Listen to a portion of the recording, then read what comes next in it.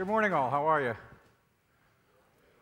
I have a slightly different situation than the other speakers because they're professional speakers. They travel around, and Peter breaks boards and got humor and everything going on. I actually work.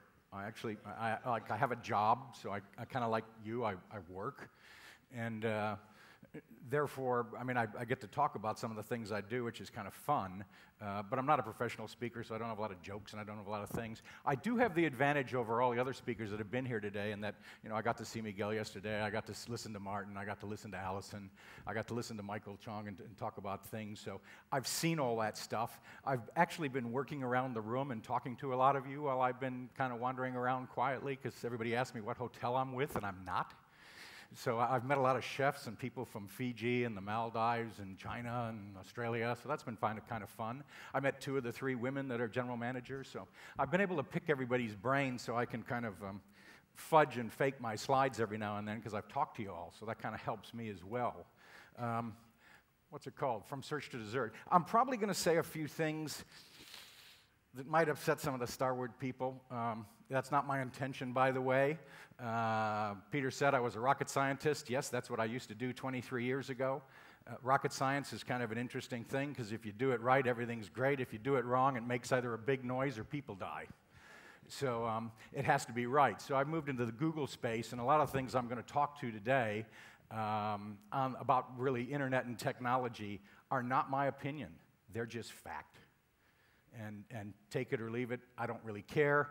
As I go through the information, if your bullshit detector goes off, just stick your hand up and stop me, because I'll answer it, and it all is based in fact. So none of this stuff is a joke, or it's not my opinion, it's fact. So, and I have facts both for, you're all come from different parts of the world, so all the information I say actually changes, because what works in China doesn't necessarily work in America or in Australia. And so I've tried to tailor my presentation to accommodate the fact that the behavior of people in different cultures are different.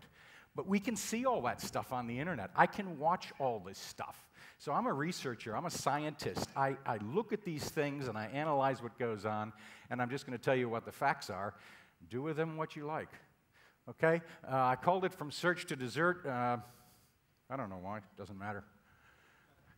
First thing I want to tell you about is phones, and I agree with what Michael was saying the other day.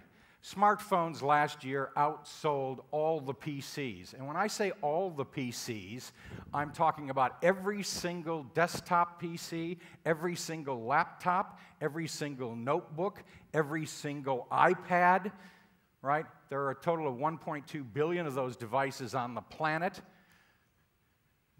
but smartphones outsold them all last year.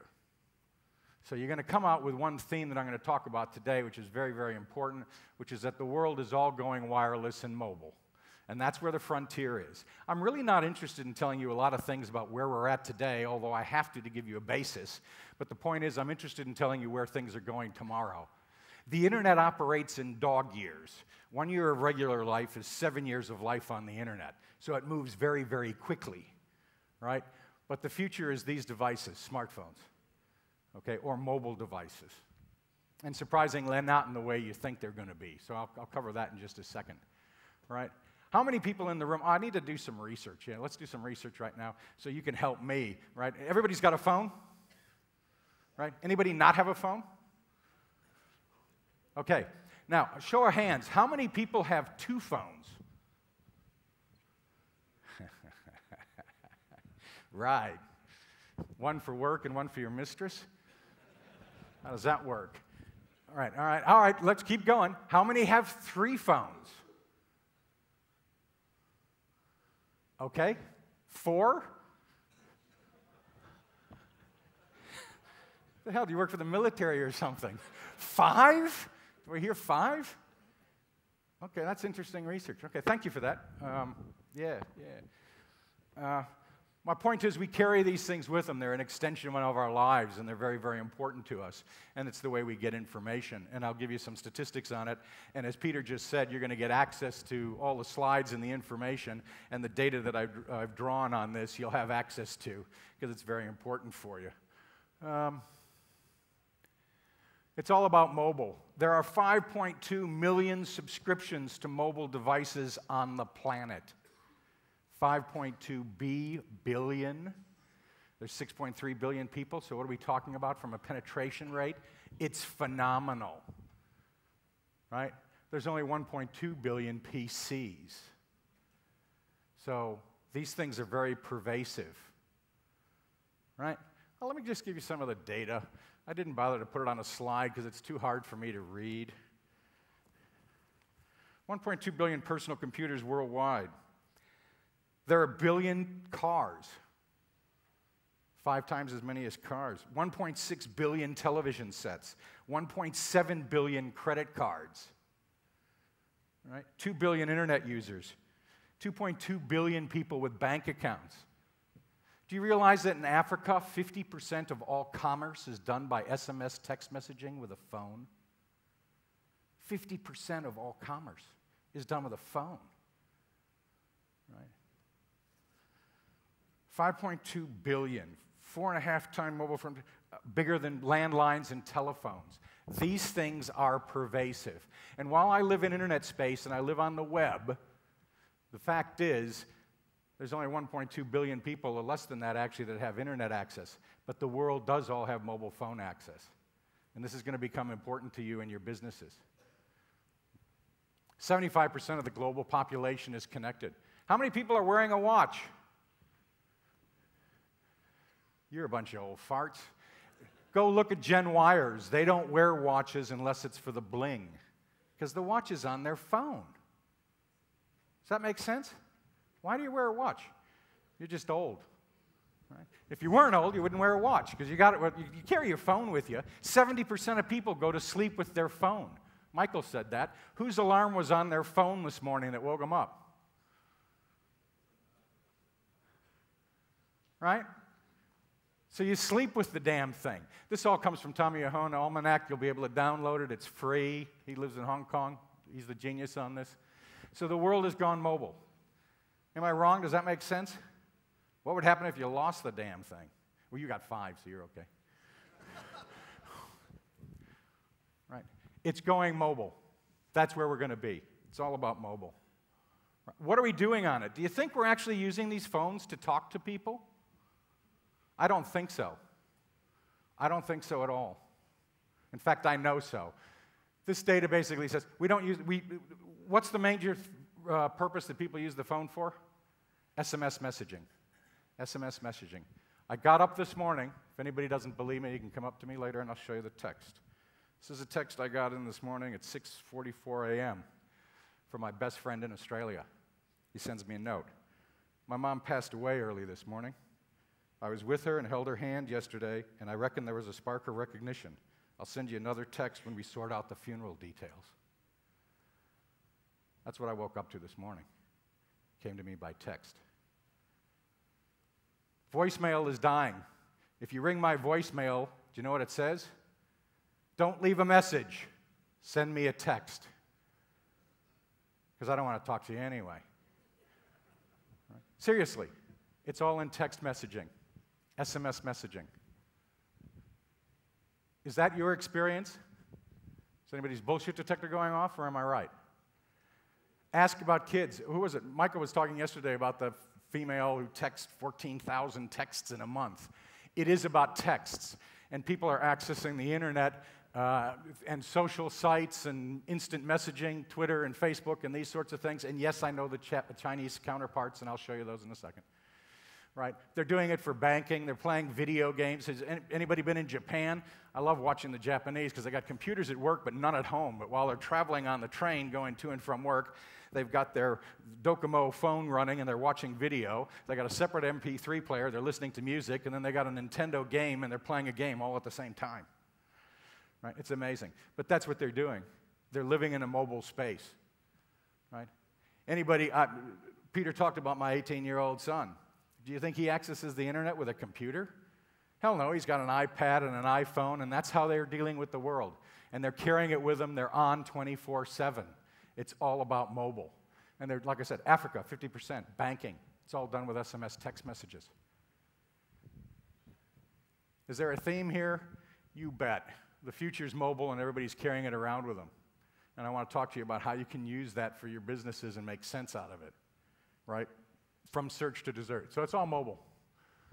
Now, sure enough, I'm a Google guru. What does that mean? That means if you're in Australia and you ring the Googleplex in Sydney and you ask for somebody to come and talk about Google, they'll tell you to call me. Because I spend a lot of time doing Google AdWords, getting people on the front page of Google. I spend time doing Google Analytics and analyzing the performance of people on your websites. I do Google AdSense, where you can put Google ads on your site and make money, and Google will actually send you money. That's kind of cool, right? I do Google Apps, so I can put things up in the cloud and run applications on the internet. So I do a lot of stuff in the space, and I work with Google. But in this country, Google's not available. Neither is Twitter. Doesn't matter. What's changing and what you need to be aware of that's really changed is in the last 10 years, we used to search for information. Search is what we did. If we had is Google God? The short answer is, for part of the world, yes. That's where people go to get their questions answered, right? And we'd put it into a search engine, and it'd come back with the answer, and the behavior on search engines has changed. As little as 2 or 3 years ago, 70% of the people would do a search, and they'd go to page 2 and page 3 and look for different information to find the answer. Today, 95% of the people never go past the first page. They do not go past the first page. 80% of the people that land on a page on the internet from search results never scroll. You know the mouse that has that little wheel in it? Unless somebody's naked to hear, they're not scrolling. They don't scroll anymore because the results have become so good, right? And search behavior is quick. There's only one company on the planet that scares Google, and that's Facebook. And that's because the average person goes and does a search, and they get search data, and they find the answers within 2 minutes, and then they leave. People that go into social sites like Facebook, or Ken or Rin here, they spend hours on it. Hours, right? So you've got time on sites of searchers. There's 2 types of people that use internet access. There's the 40% of the people are kind of searchers. They get on the internet, they check their email, they do their banking, and then they get off. 60% get on and virtually never get off. They watch videos, they chat with their friends, they interact socially, and we're moving from search to social. I think Michael would agree, who was talking yesterday. Michael, are you in the room? Not here. Anyway, who was talking, the last speaker yesterday, he was just talking about the evolution and what's going on. We're staying connected all the time, and we're doing this stuff, and we're slowly moving from all business and text and algorithm-based stuff to social stuff. In the past, if I wanted to buy a hybrid car, I'd go and type into a search engine, hybrid car reviews, and I'd go and read reviews, and I'd decide what I want to do. Now I don't do that. Now I log on to a social network, and I ask my friends, I'm thinking about buying an electric car or a hybrid car, what do you think? And they tell me their experience with a Toyota Prius or a Chevy Volt and what's going on. So I'm asking my friends, my social footprint, my social network to answer my questions rather than an algorithm and a machine. Is that your experience? Are people starting to do that? Are you searching less and asking trusted people and friends and neighbors and colleagues? That's what's happening. It's lifestyle, it's mobile, it's word of mouth, it's video. How many people employ Gen Yers in their business? Well, those little bastards don't read. All they do is watch videos. Seriously, look at it. They just watch videos. They don't know how to read. You know, and if they do, it's all text-based stuff. So my point in that is video content is becoming, okay, well, here's a trick question. What's the second largest search engine in the world after Google? YouTube, absolutely. It's not Bing, it's not Yahoo, it's YouTube, because people are just putting in questions into YouTube. If you ever want to find an answer to something and figure out how to do something, right, how to make a cake or how to break your iPhone or whatever you want, you just YouTube it, and there'll be a video showing you exactly how to do it. Right? So people are using video more and more. And I can watch YouTube videos on my phone, wherever I am.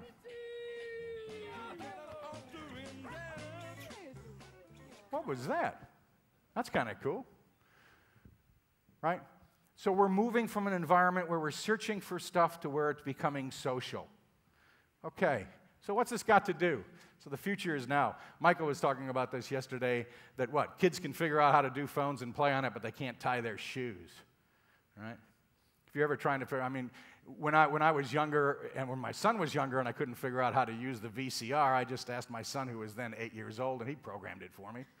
Right? If you're trying to figure out how to do some of the things I talked to today, a little bit about social media or microblogging or whatever else, just find some 14 or 15-year-old kid, give him a six-pack of beer, and it'll be done in an hour. Right? Don't do it yourself. Outsource it. Right?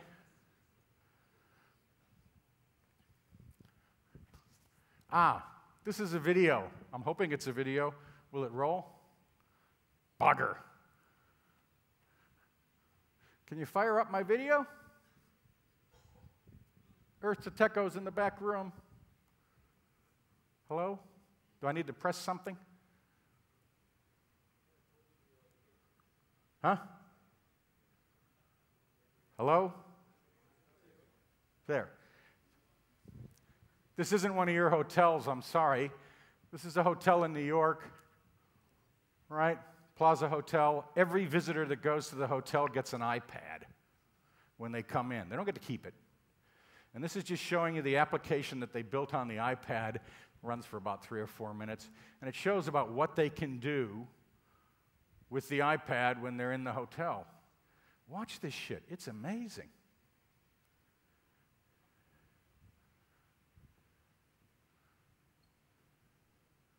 It's not a website. This runs in the iPad.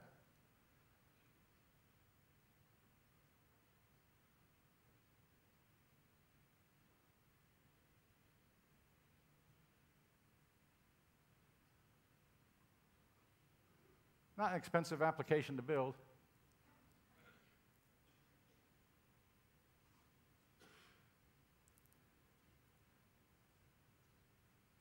Michael was talking about control freaks yesterday. Putting yourself in control of your life. That's what this hotel does with the iPad.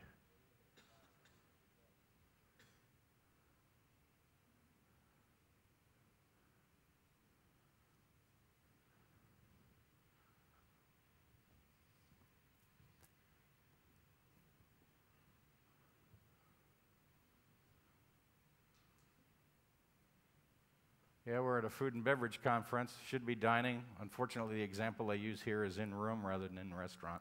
Sorry.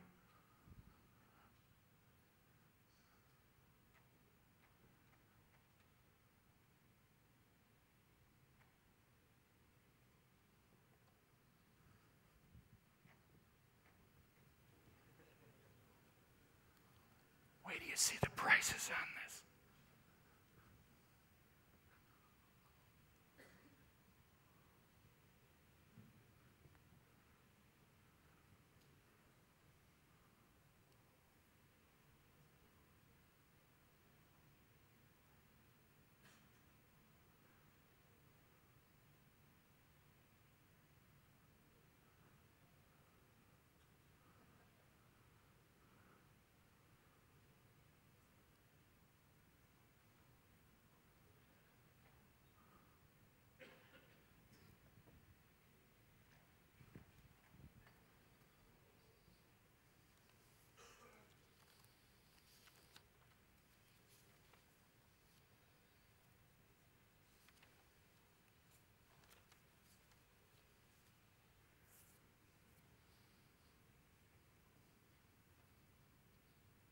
I like this.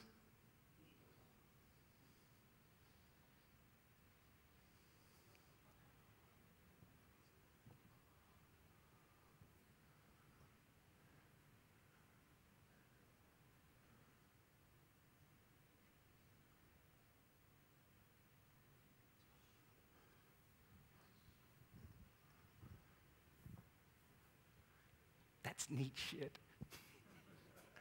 For a geek, this is like, woo, orgasm.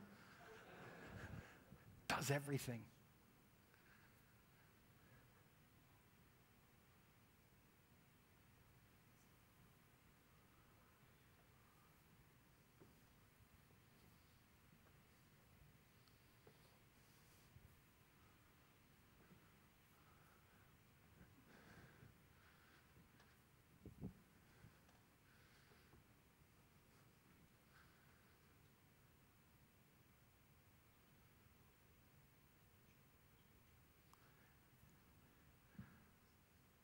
This is exciting to me. Is it kind of cool? I mean, it's fine, but this is all about the accommodation. I mean, you can do everything. It's all there. So you walk in, you get your iPad, you can do your messages, you can control the TV in your room from the iPad, you can control the temperature, you can order supplies, you can order meals, and you can take it with you wherever you go. It's not that I'm very excited about the application. Well, I am, but it's not that I'm really excited about that it's an iPad or anything. It could be an Android tablet or an HTC. It doesn't matter. The point is it's mobile, and it does everything you want, and it's all in one place. And it's with you 24/7, and it's in control. So that's where the future is, right? Now, this is the slide I use when I'm in the States or in predominantly English-speaking countries, and it's dominated by Google. So you've got Google, Google Places. Allison talked about claiming your locations on Google Places the other day. That's okay. Google Maps, Google Earth. The nice thing I like about my phone from a search point of view is I've got voice search on this, so I can just ask it questions. It'll tell me what I want to know. I can also tie into my Amazon app. I haven't tried it here in China, but I can just point it at a barcode on a product, and it'll tell me what that product costs, where it's available, and if I don't want to buy it in the shop, I can go someplace else. So from a search point of view, Google is very powerful, and they're dominant in part of the world, and that's fine. Microsoft is making a go with Bing. Do you know what Bing stands for? Because it's not Google. That's what Bing stands for, right? So you got all the search stuff over here. That's Google, and you got Bing. Then you got all the social stuff. Michael was talking about that a little bit yesterday. You got Facebook, Twitter, LinkedIn, YouTube. I've got a bunch of folks that work with me, and the biggest time wasters are Facebook, Twitter, and YouTube, right? I call them all that work in my office. I say, "You twit face."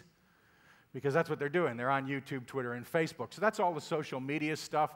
People have probably heard of Groupon, which is the coupon stuff that's coming around now, discount shopping and that sort of stuff. It was trialed here in China, I think, about a week ago. It ran for a day, and then they shut it down because they screwed it up. But it's a big thing, and it's coming down the track. So that's my English-type slide. That's what I do in that part of the world. But, of course, I use the Internet to research, and I find out this is what your world looks like. Right? So you have all those exact same functions. You have search, you have social, you have microblogging, you have chat, you've got video. You just have different brands. So if you don't have YouTube and you don't have Google and you don't have Twitter and you don't have Facebook, you got these. Right? The only one that's made the transition into this country successfully, and of course they shut it down last Friday and then turned it back on, is LinkedIn. Right? Right, so they're the only one that's made the transition into the Chinese market, at least partially successfully. The rest of these, you've created your own stuff. And that's fine. It's great. These guys, which are tied in with Tencent, you know, if you actually do an Alexa search to find the top 10 websites in the world, all of a sudden you find Tencent or QQ.com coming up in number 8 or 9 globally. It's got 600 million subscribers. It's more than Facebook. But the rest of the world doesn't even know about them. But I do, right? And you've got access to these sort of resources. You've got your own equivalent of Facebook with renren.com. You've got your own video channels. So when I start talking about things that you can do to market your food and beverage environments, you've got your own products. If I'm saying Facebook, you think RenRen. Okay? Is that fair? I mean, I tried to make it so it's meaningful in your part of the world. But there are some of you people that are, you know, from Australia or from Fiji or someplace else where you have the other slide. It doesn't matter, right? That's not an excuse to not do some of the things I'm going to suggest. Okay, here's where we start to go sideways with Starwood. F&B and the environment that you're in is different than accommodation. And I think one of the mistakes that you're doing on the internet, and I see it clearly, is that everything's bundled together. The internet is becoming more and more segmented and more fragmented, and you need to be specialized. So if you're in the food and beverage space and you're flying underneath the hotel brand website, I think that's a mistake. And Martin was talking about the concepts. I think all those concept restaurants and all those concepts and brands need to have their own identity and their own presence on the internet. I don't think it can be lumped in with the accommodation. The purchaser and the buying behavior is completely different, right? I've talked to a number of you, and sure enough, if you're out at a resort, you've got a captive audience, so maybe your restaurant is filled with people that live in your resort on the Maldives. But if you're not, if you're here in an urban environment, 70, 80, pick your number, 60% of the people that are coming into your restaurants aren't staying in the hotels. Am I right? So you're a separate profit center, you're a separate return on investment, and the buying behavior of those people is different. I mean, I look at my own experience when I travel globally. The first thing I do is I get online and I try to find an airline to get me where the hell I want to go. Once I've got that locked in and I know where I'm going to be able to get from point A to point B, then I start worrying about finding a place of accommodation where I'm going to stay. Once I figured out how I'm going to stay and where I'm going to rest my head that night, and by the way, I'm doing this weeks in advance, right? So now I found out where I'm going to stay, then I figure out car rental, whether I can rent a car or how I'm going to get from the damn airport to where I'm going to rest my head. Does this make sense? Is this your own experience? You're either doing it yourself or your PA or somebody else is doing it for you. Whatever happened to PAs? They all disappeared. I don't have one anymore. I got to do all this shit myself. So I go and find out and I get to a place where I want to go, and the last thing I worry about is where I'm going to eat and drink, because I figure there's some place. I'm not going to, and I don't have to worry about starving. I can live off the fat for a while. But so my buying behavior for dining, eating, drinking, and all that sort of stuff is different. It's hours or maybe a day ahead, where accommodation is weeks or months ahead. And why in the accommodation space did you folks get it so damn wrong? The airlines didn't. If you try to book a seat on an airline today to fly today, what does it do? It costs you a hell of a lot of money, right? The closer to when you travel, the more expensive it is. They've got the same yield management issues that a hotel does, but you bloody folks on the internet gave it all away to last minute and what if, and if I wait till the very end, you reward me by giving me the room for half price. Well, I got news for you, that was dumb. And you're now trying to crawl it all back and get rid of the intermediaries because they're taking all your money. Why didn't you just follow the airline model to begin with? Don't reward me for being sloppy and late and last minute. Why did you get that so wrong? But anyway, that's for the accommodation side of the house. So sorry about that. Just going off on a tangent.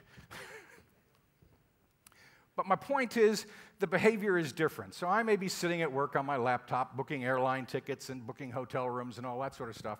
But when it comes time to food and beverage environment and what I'm going to do that night and eat and drink, I'm going to go through a different device. I'm going to go through a different experience. I'm no longer sitting in front of my PC in my office 5,000 miles away. I'm now sitting here with my phone. And my phone is what I'm going to do that search, and I'm looking for immediate results, and I'm going to action those results. Does that make sense? Right? So the minimum information I'm going to be looking for when I go into those devices, and it's not that video that I showed you. That video was about hotel stuff. I just was showing that because I thought it was cool. Right? But what I want to do is I want to find hour of operations, menus, reservations, offers, deals, locations, maps, directions. That's kind of a minimum starting point. But I don't want that cluttered up with a whole bunch of other stuff. I don't really think it belongs branded underneath Westin, Sheraton, any of those sorts of things. I think that needs to be its own space, because the way it's going to live and survive on the internet when people are searching for it is if it's very specific, very refined, and very, very narrow. That's truth. You can't escape that. And if there are concept stores or concept restaurants, they need to have their own integrity and be able to stand on their own two legs. That's my opinion, but it's supported by research and it's supported by the behavior of people on the internet. It's the way they look and search. And it needs to live in a mobile environment so I can do it on a handset.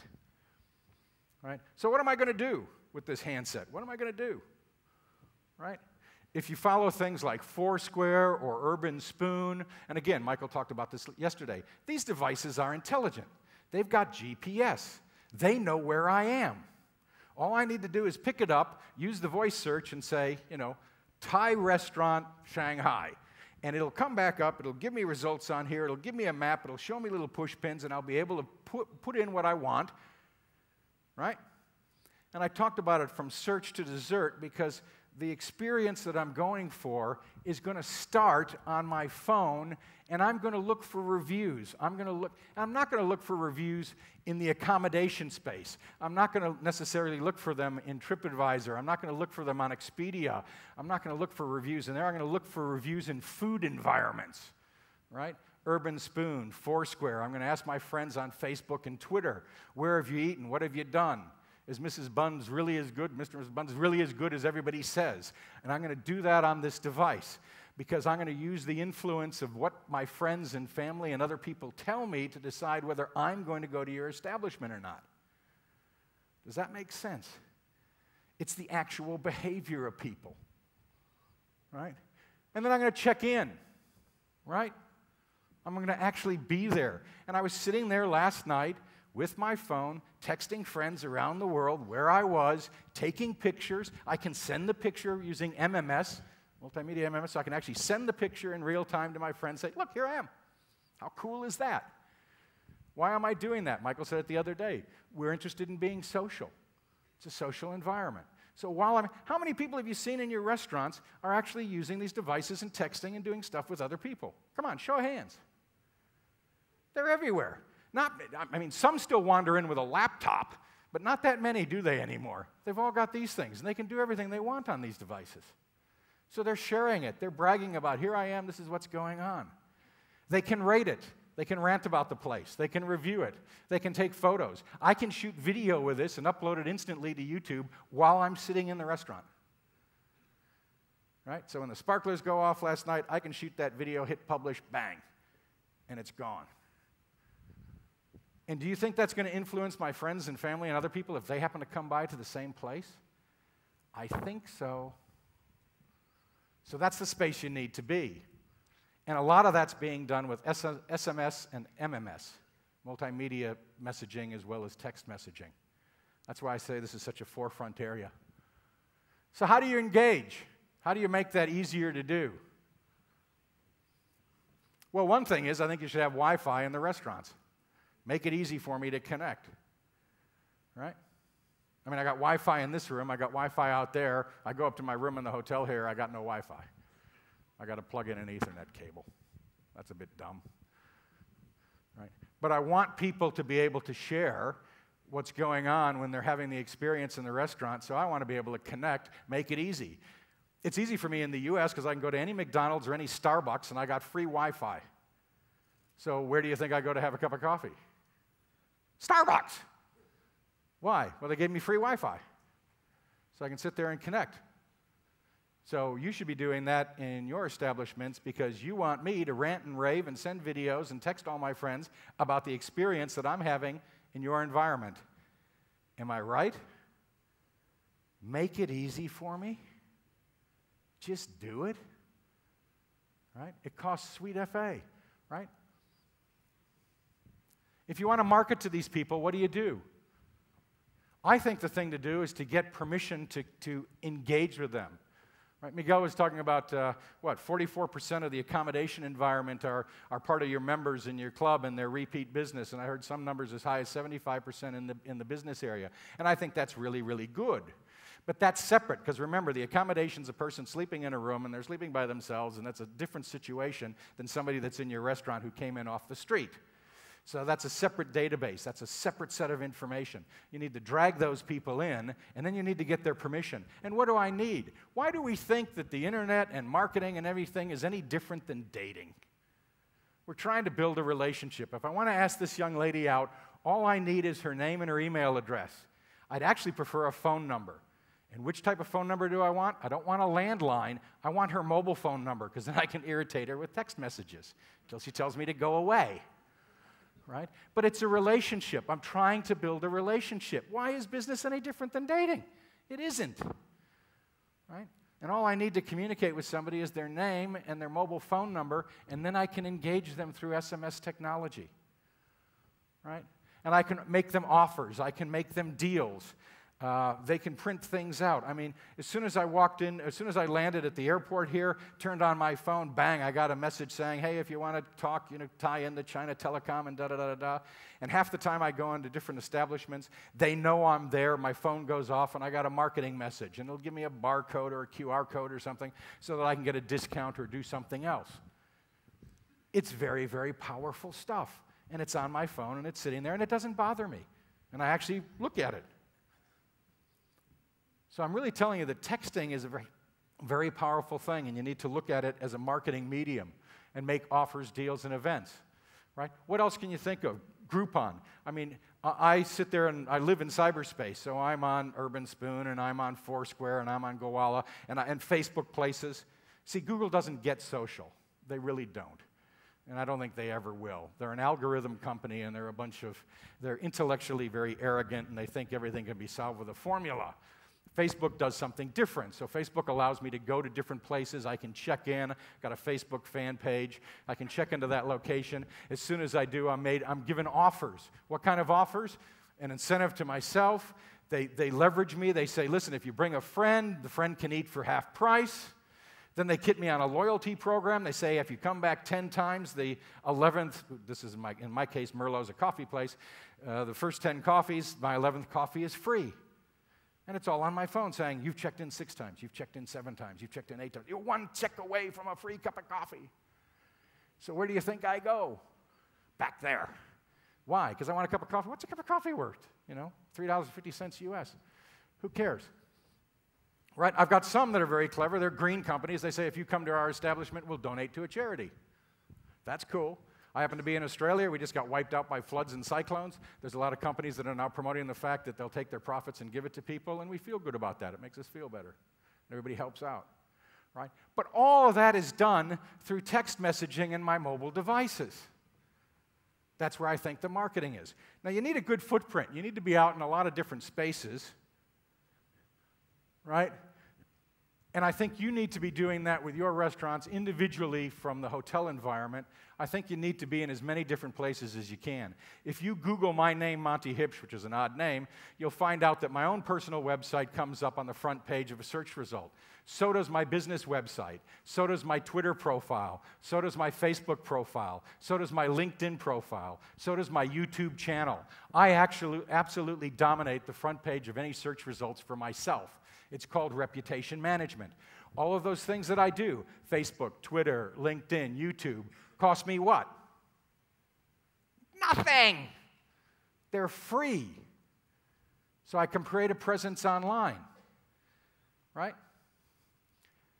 You've got, what's it called? Eat, Drink, and More. It's got a good footprint on the internet.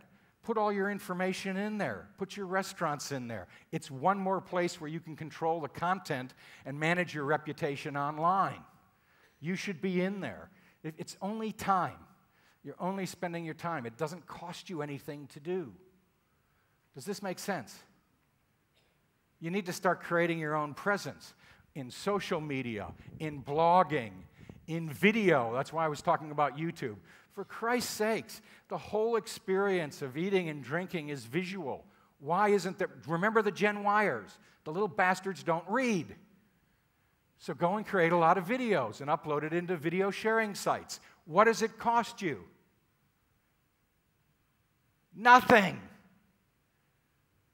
This absolutely has to be done, right? And what do you do with me after I've left your establishment? If you've gotten permission, you've got my name, you've got my mobile phone number, you can thank me.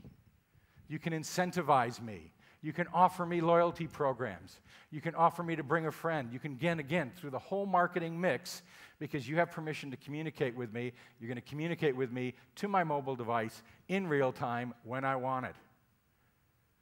It's not expensive. It takes a little bit of time.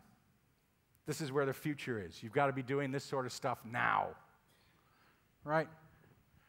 Now, there is one last thing, because I always like to go forward, and my life is living in that internet dog year time, seven years ahead. And the next big thing is game theory. Right? It's just coming out. 50% of the people that are on Facebook are playing games with their friends. Right? And we're now understanding more and more about modifying human behavior based on game theories and enticing people to do stuff. So what happens in the future, and this is real future stuff. You can read some of it at Big Door and start looking at it.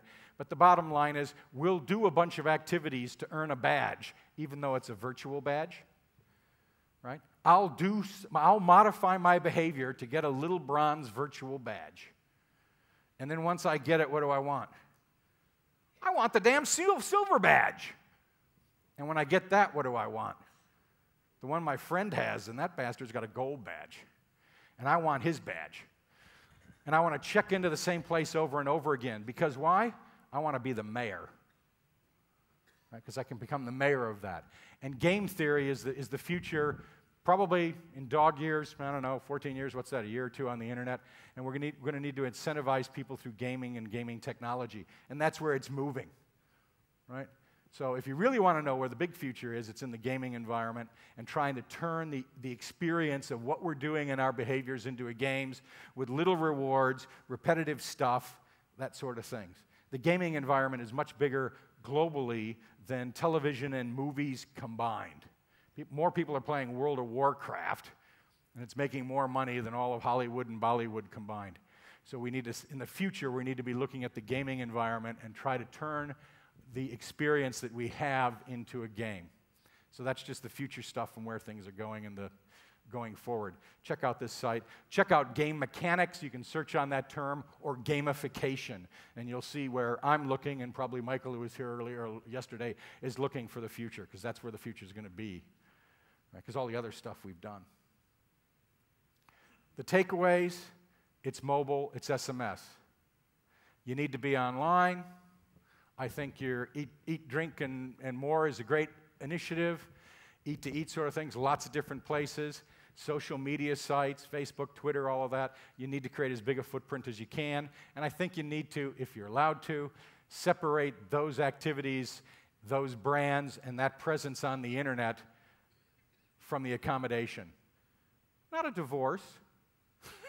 Stay with them, hold hands, but have your own identity. Does that make sense? You need to, because the internet segments and how you're going to be represented and found, be it through social media or through search, is going to be much more focused. And so you need to have that separate identity. Does that make sense? I'm done. Any questions? Shoot. Yeah.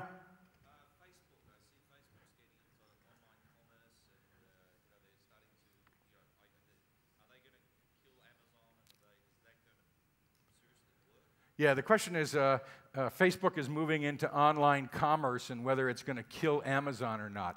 No, it's not going to kill Amazon. Facebook is doing some really cool stuff. They're getting closer and closer to Skype, so you'll actually be able to start embedding. You know, right now I can use Facebook to chat with my friends, see who's online in real time, and right? But they're going to start integrating more and more voice into that environment. So not only will I be able to chat, I'll be able to talk to them. They're adding micropayments. I mean, those when you create a place, a Facebook place, for those that can access Facebook, you can actually create a place, you can check in. They have those incentivized systems where they'll give you a discount, they'll give you a take a friend and you get a discount, they'll loyalty programs, and donate to a charity. Facebook runs all of that for any Facebook place 100% free. They don't stick their hand in your pocket like Groupon to take part of the profits. So they're doing that, but as for selling product, no. I don't believe they're going to. Their whole thing is about the social graph and our interactions. I mean, even their advertising platform. I mean, don't get me wrong, Zuckerberg's no idiot at 26, the youngest billionaire in the world, and 600 million of us are connected through that environment. But they're not going to monetize that through selling product. If they do, it'll be virtual product, like badges and, like I said, Gameville, Zynga, Farmville, and all of that sort of stuff. It'll be virtual product, but I don't believe it'll go hard product. Did that answer your question?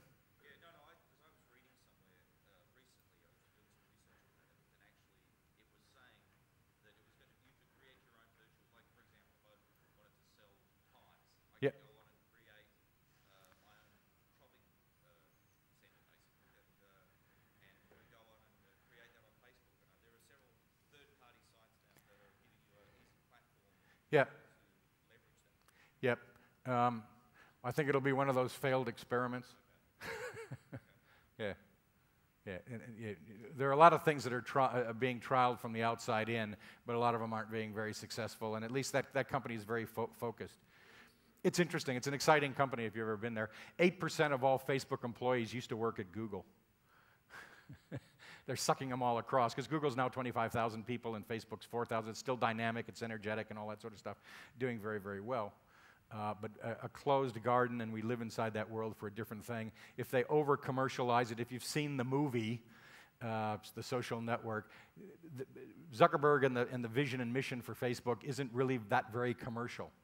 They'll have to IPO at some point just because of regulatory requirements like Google did. But now, not in that space.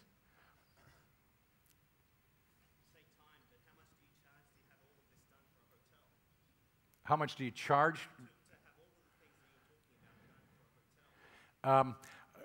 In my case, I don't charge anything, because what I try to do is educate people with online videos on YouTube, because it's not the creation of this stuff, it's the maintenance. And Allison talked about consistency. If you're going to decide to have a presence on Twitter or a Facebook presence or whatever else, it's the maintenance of it. Setting it up is no big deal. Just find some 16-year-old kid, give him a six-pack of beer, and it's done in a couple of hours. It's not a problem. And I'm assuming that Starwood should be able to give you some graphics and everything else and has some guidelines and get it up and running. It's the maintenance of it that's the tricky bit. And that has to come internally. You've got to have your own people, your own time to do it. The most interesting thing about that environment is, like I was talking about video earlier, I'm not talking about shooting a video in a studio with hair and lights and makeup. Most internet users see right through all that crap. And they say it reeks of sales, and it doesn't talk about a relationship in a community. I get people that ask me all the time, because we've got a lot of very successful videos that have gone viral and everything else. They said, "What software do you use to edit your video?" And I say, "That's easy. I use wine." They said, "What?" I said, "I shoot the video. If I don't like it, I drink a glass of wine, and I shoot it again. And by the third or fourth time, it's either great or I don't care. But it's done." Right? And I'm only talking about 60 seconds, 90 seconds. We all have the attention span of a gnat. So this is very short stuff. Right? So there's no need to have a very polished environment. You need to have a consistent environment. It needs to be maintained from the people that are inside your organization that have the time and the passion to do it. If they have time and passion, they'll have the right voice and the right medium. To outsource it is a wrong strategy. It needs to come from within, because it's a community-based thing. You can outsource search engine marketing and Google AdWords and SEO and all that sort of crap. You can't outsource social media. You can't fake who you are.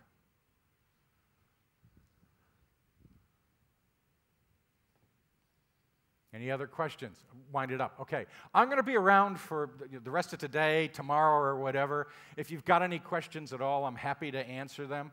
If your kid's getting bullied on Facebook and you want to know what to do, I'm happy to do that. If you want to talk about Google AdWords or anything else, I'm happy to do about that. If you send me an email, I'll answer your email as long as I'm alive. It just won't be done very quickly, right? I'll be probably shooting a video and having a glass of wine. So thank you very much.